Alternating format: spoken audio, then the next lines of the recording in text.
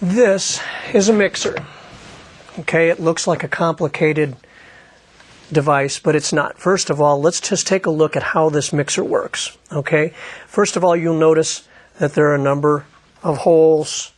Here we have the opposite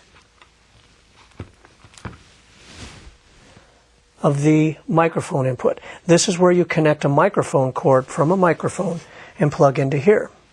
These are what we call the 1/4-inch cords, if you remember that. Those are the 1/4-inch cords. Here we have plug-ins for RCA. Okay? This allows us to get signals in and ultimately out to go into the computer.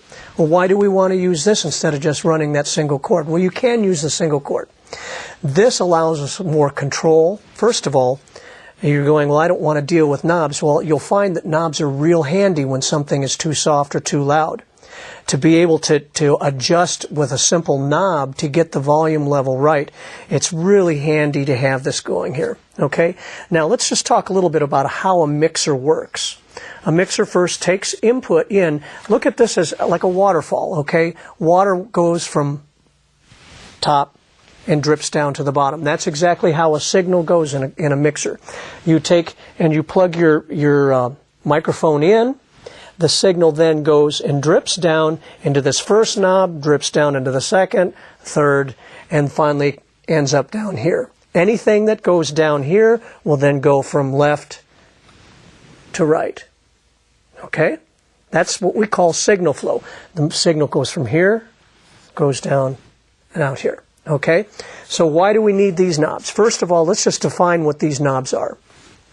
This top knob is like a gate. It's the first place where the signal comes in, and there's a bunch of electronics in here that if the sound gets too loud, it'll distort. And I'm sure you've heard PAs that have distorted where sound is stronger than the amplifiers can take, and it sounds horrible. What happens here is if the sound is too strong, it will distort the electronics down here. So this is our gate that allows us to adjust the volume. If the signal is way too soft and it's just not loud enough, well, this is where you can increase it. If you are recording children singing and they're very soft, well, then you can kind of raise that up, okay? And what it allows us to do is get the right optimum volume. For the time being, what we will do is we will consider if it's straight up, that's probably a real good place to start.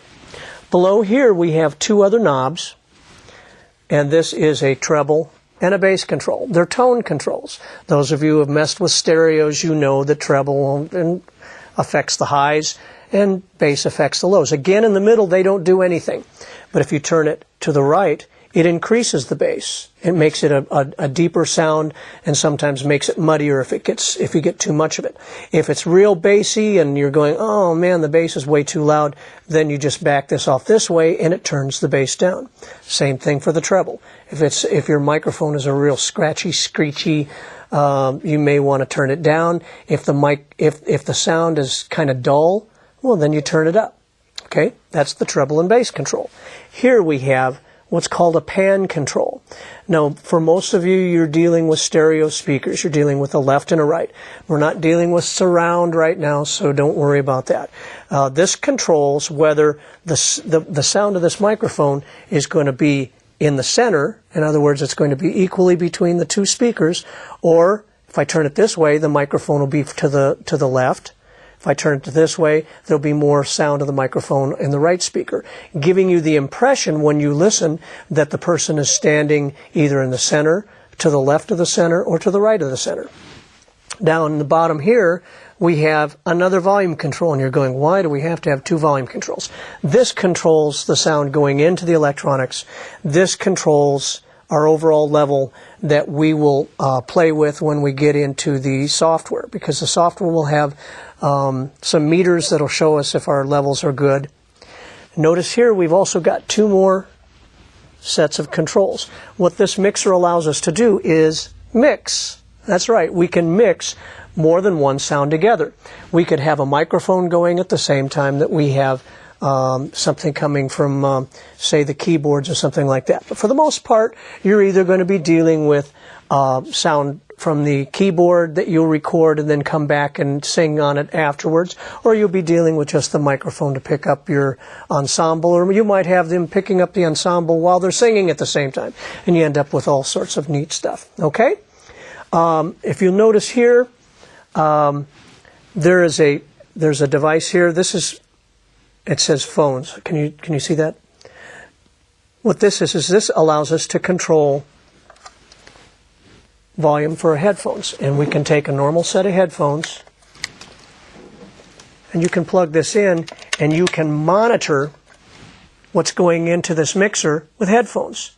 That way you don't have to go, well, I wonder if it's distorted or not. You can actually hear it. This will allow us to hear what's going on here, and you can adjust the volume of your headphones without changing anything when you're recording. You don't have to worry about turning it up and all of a sudden the volume in the computer gets louder. This is just your headphone mix. Okay?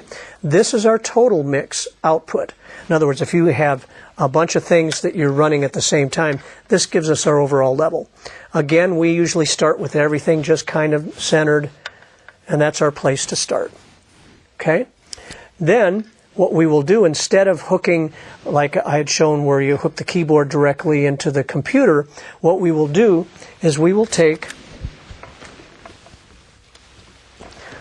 one of these cords, which I showed you before, that has the mini and has 1/4 inch.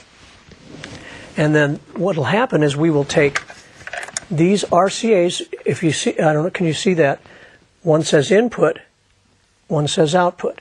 The output will take all the sounds that have come into the computer and send it out these particular plugs. Then what we would do is we would plug our RCAs into here, and this would then go in to the computer.